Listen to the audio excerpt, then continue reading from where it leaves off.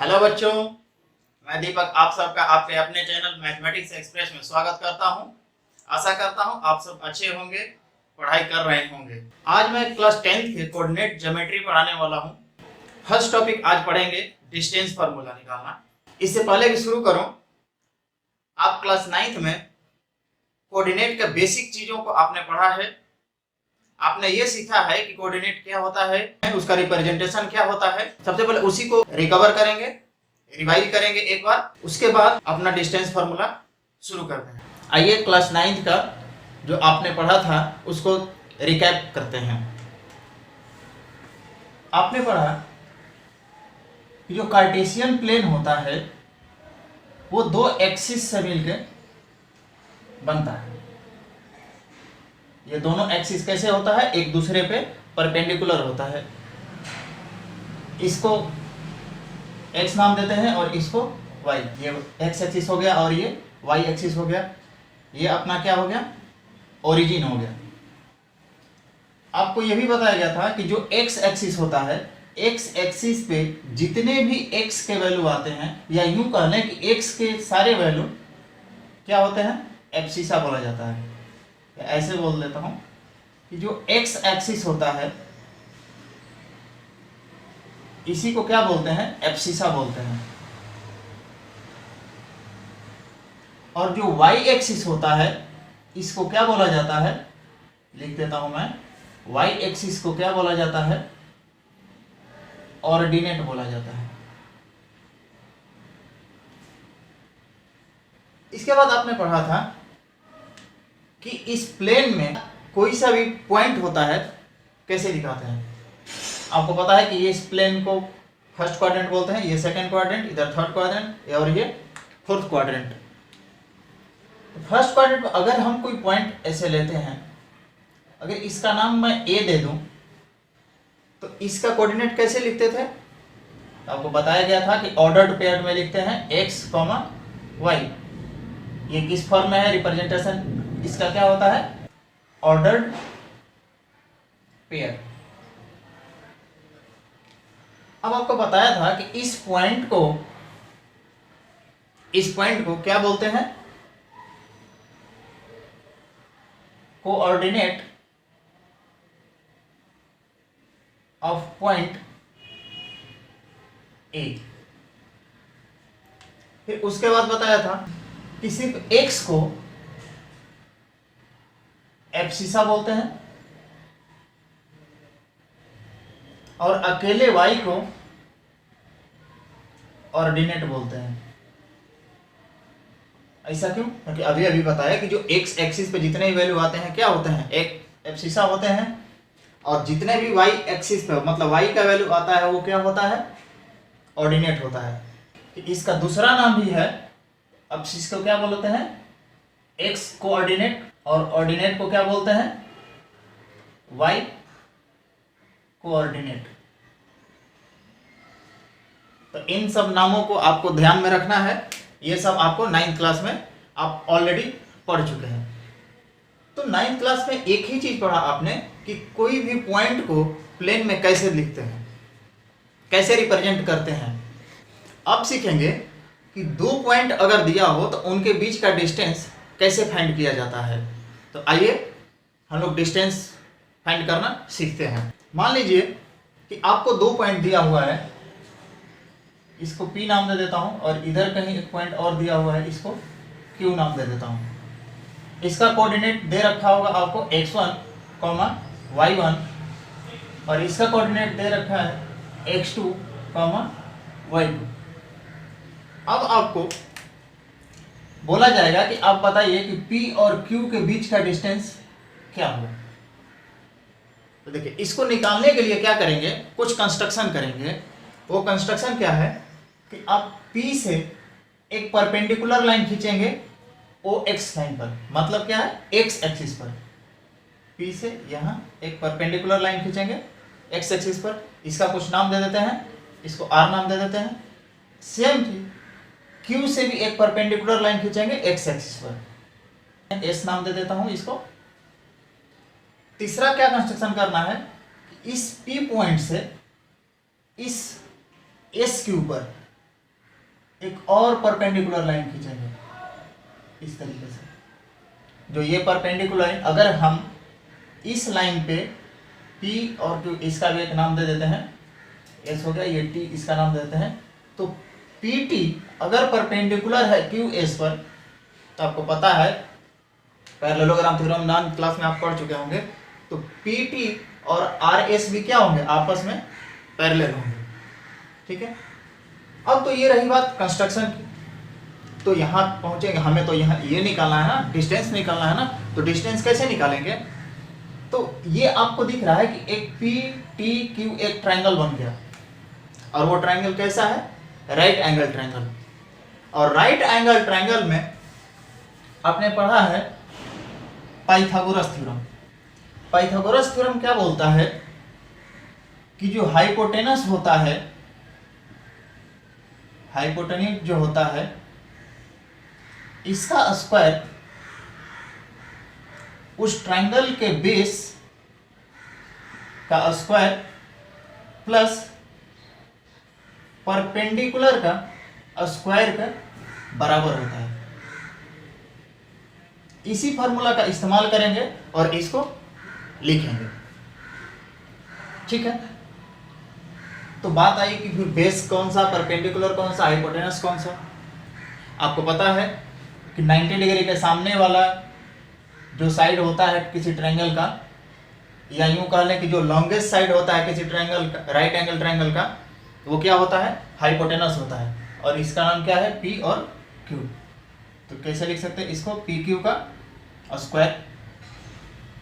Base क्या है, तो बेस या तो इसको मान ले या इसको मान ले।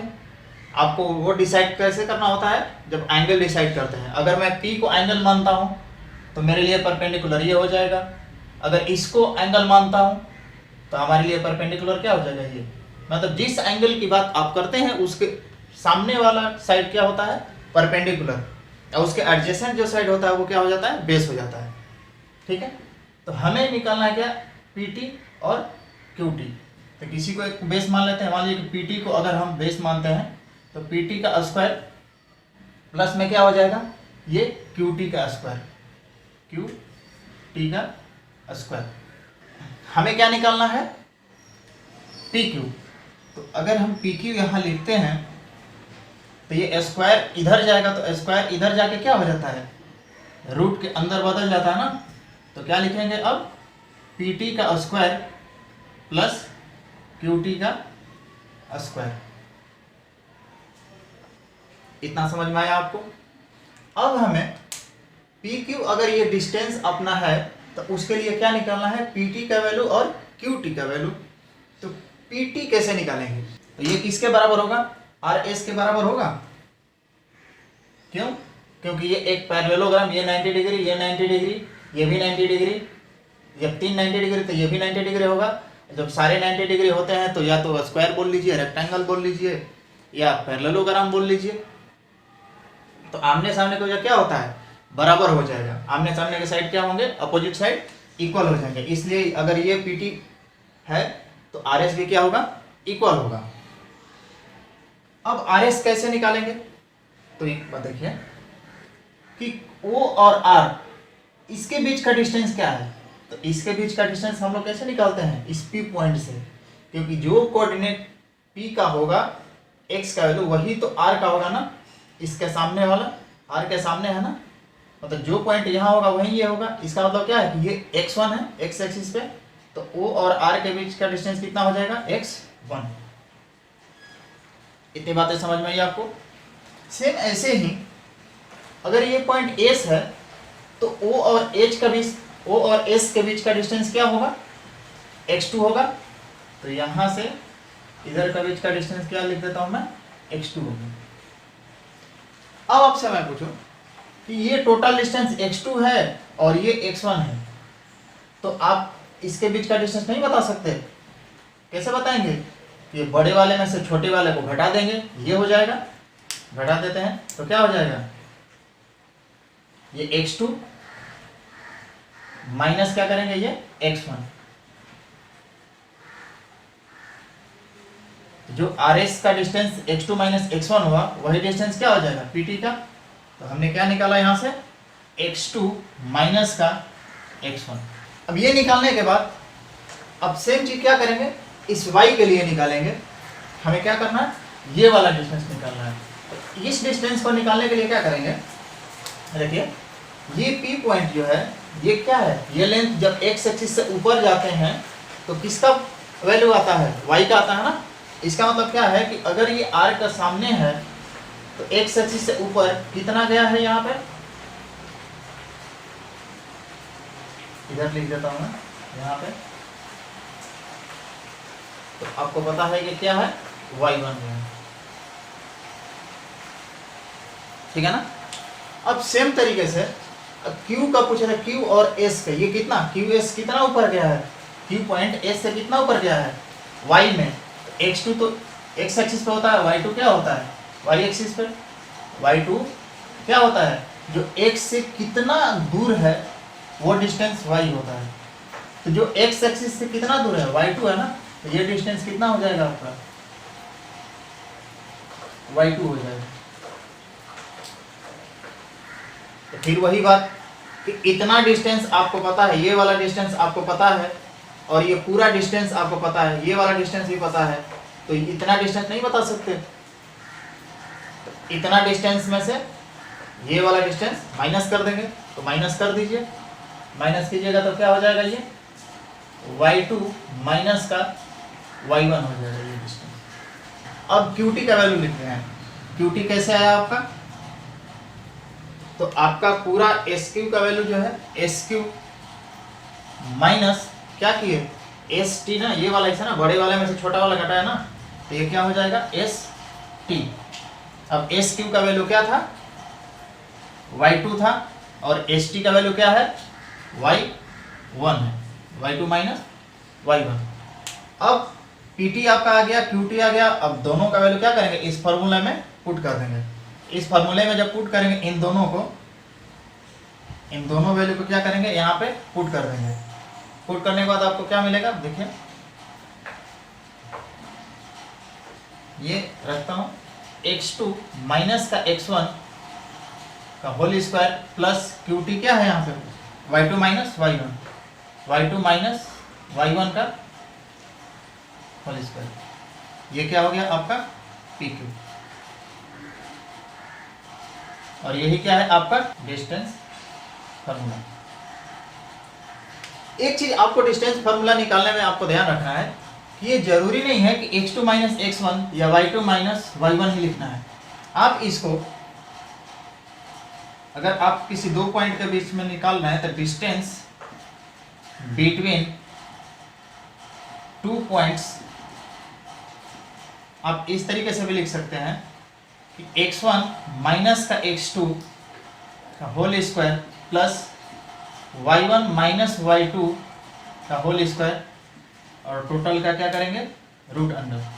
या तो आप ऐसे निकालिए या ऐसे निकालिए। ऐसा क्यों हो गया, वो इसलिए कि ये स्क्वायर लगा है। स्क्वायर लगा है तो आप छोटे में से बड़ा घटाइए या बड़े नंबर में से छोटा नंबर को घटाइए, हमेशा वैल्यू क्या देगा, पॉजिटिव ही देगा। एग्जाम्पल के लिए देख लें, अगर 2 माइनस 3 करते हैं तो क्या देता है माइनस का 1। लेकिन यही अगर 3 माइनस 2 करते हैं क्या देगा ये 1, जब इसका पावर कुछ ना हो। लेकिन अगर इसका पावर इवन हो गया, स्क्वायर कर देंगे तो ये भी क्या हो जाएगा स्क्वायर। जैसे स्क्वायर होया इसका मतलब क्या है -1 इंटू -1, माइनस माइनस मल्टीप्लाई होता है, प्लस होता है 1 इंटू 1 क्या हो गया 1। ये भी स्क्वायर इस तरीके से होगा, ये भी स्क्वायर चढ़ेगा, तो 1 इंटू 1 कितना हो गया 1। तो आपने देखा कि जब कभी भी ये इवन पावर होगा तो इवन पावर हमेशा क्या देता है, पॉजिटिव वैल्यू देता है। क्या वैल्यू देगा, हमेशा पॉजिटिव वैल्यू देगा। तो आपको टेंशन नहीं लेना है, आपको कंफ्यूज नहीं होना है कि x2 माइनस x1 करूं या x1 माइनस x2 करूं। आप किसी में से भी किसी को घटा के स्क्वायर कर सकते हैं, माइनस कर सकते हैं इसमें। हाँ, लेकिन ये नहीं करना है, गड़बड़ नहीं करना है कि x2 में से y2 घटा दें, ये गड़बड़ नहीं करना है। मतलब सेम कोऑर्डिनेट वाले को घटाना है और उसका स्क्वायर करना है। इतनी बातें समझ में आई आपको। आप इसका स्क्रीनशॉट ले लीजिए। इसका एक स्पेशल केस है, मैं उसको आपको दिखाता हूँ। तो आपने सीखा कि डिस्टेंस फार्मूला निकालने का ये तरीका है, x2 माइनस x1 भी कर सकते हैं या y2 माइनस y1 करके भी स्क्वायर कर सकते हैं। आंसर में आपका कोई गड़बड़ी नहीं होगी। स्पेशल केस क्या है कि अगर प्लेन में कहीं पॉइंट दे रखा है, उसको मान लेता हूं कि ये P पॉइंट है, कहीं भी दे रखा है, इसका कोऑर्डिनेट मान लेता हूं x, y, ठीक है ना। अगर पूछ दे कि ओरिजिन से बताइए क्या होगा, तो ओरिजिन से डिस्टेंस बता, ओरिजिन का कोऑर्डिनेट क्या होता है, इसको अगर O नाम दूं, इसका कोऑर्डिनेट क्या होगा 0, 0। इतना आप जानते हैं। अब आपको बताना है कि O और P के बीच का डिस्टेंस क्या होगा। तो कैसे निकालेंगे, ये इस तरीके से मिला देंगे, ये OP डिस्टेंस हो गया आपका। करना कुछ नहीं है, ये वैल्यू आपको क्या करना है, इस फॉर्मूले में रख देना है। चलिए इस फॉर्मूले में रखते हैं। OP डिस्टेंस जो है ये ऐसे लिख देते हैं, डिस्टेंस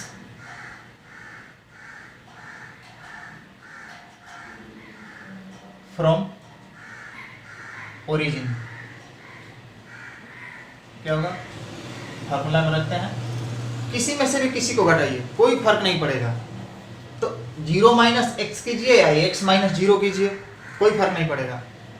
x माइनस 0 करते हैं तो इसका स्क्वायर हो जाएगा। फिर उसी तरीके से y माइनस 0 करते हैं प्लस का y माइनस 0 स्क्वायर, क्या आएगा ये रूट अंडर का x माइनस 0 x होता है, x का स्क्वायर x स्क्वायर हो गया, और ये प्लस का y स्क्वायर। तो जब कभी भी डिस्टेंस फ्रॉम ओरिजिन पूछे तो आपको क्या याद रखना है, ये वाला फार्मूला आपको याद रखना है। आपका काम बहुत सारे क्वेश्चन में आपका ये काम आसान कर देगा। ये बड़ा लगाने की जरूरत नहीं पड़ेगा, डायरेक्ट ये लगाएंगे आपका आंसर आ जाएगा। इसको याद रखिएगा। नेक्स्ट वीडियो में हम लोग मिलेंगे, उसमें देखेंगे सेक्शन फार्मूला क्या होता है, उसको कैसे फाइंड करते हैं। तब तक पढ़ते रहिए, खुश रहिए।